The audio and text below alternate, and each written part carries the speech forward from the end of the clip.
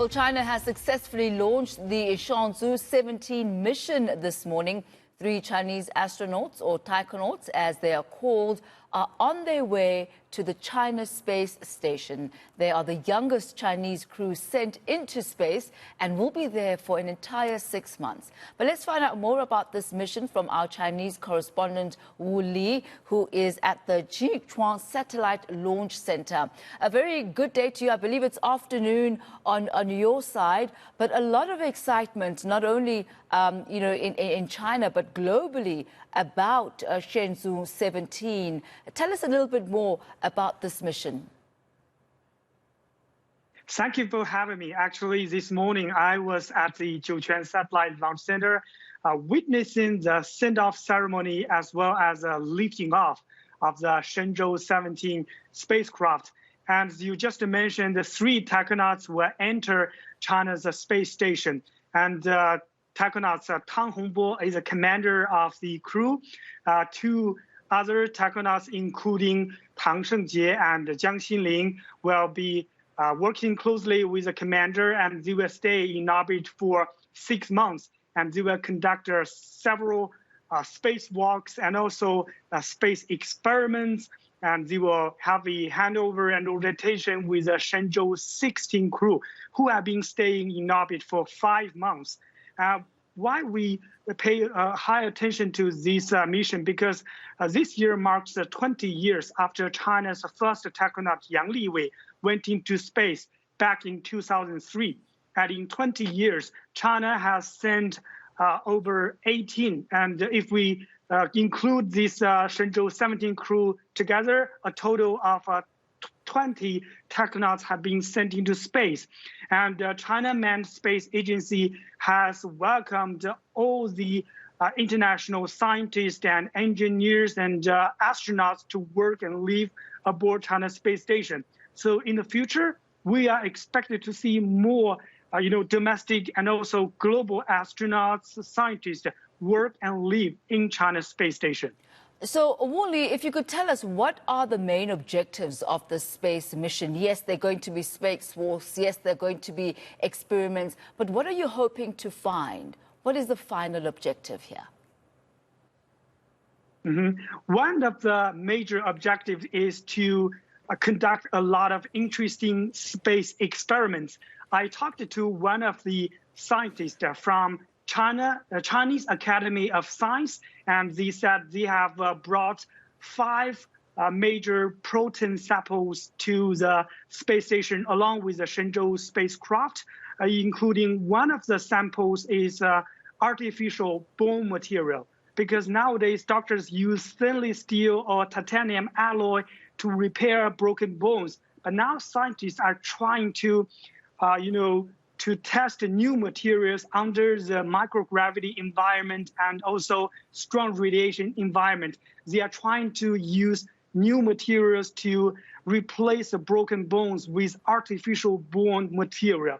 If this material can be tested successfully, we scientists can have new drugs, new materials, and new treatment for patients.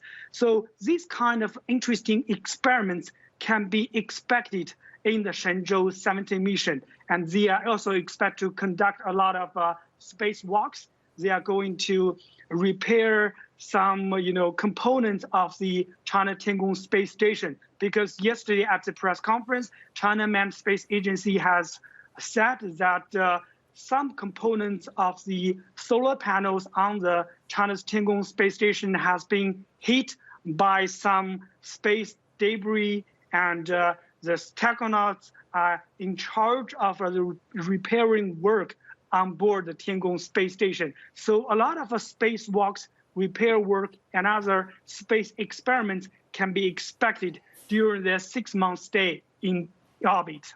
I believe, Wu Lei, that the recruitment for the next space mission has actually already started. And my understanding is that this recruitment drive has now actually gone beyond China. Are there any chances of perhaps collaborations with other countries, including South Africa? Indeed, the 4th batch of the taikonauts the selection work has been started. We have been told that there are some, candidates from China's Hong Kong and Macau SAR, the payload experts. They have entered the final round of selection. But for the fourth batch of taikonauts, there is still, we have been told there is no other astronauts from other countries. But yesterday at the press conference, China Manned Space Agency has said all countries and regions, scientists and astronauts from these countries and regions are welcome to join the China's Manned Space Agency, China Manned Space programs, as well as the International Lunar Research Station projects China proposed. And actually, South Africa has already signed 2 memorandums of understandings with China in the space sector. I talked to Humbulani Mudau, the CEO of South African National Space Agency, in this October during the IAC, the International Astronautical Congress held in Azerbaijan. He said these MOUs primarily focus on cooperation in manned space missions and the International Lunar Research Station project. They have also covered initiatives for educating young generations and also enhancing space industry capacity. So we can expect that in the future, more astronauts and also scientists from other countries, and especially from South Africa and other global partners with China who has already signed MOUs with China, we are expected to see more collaboration with these global partners.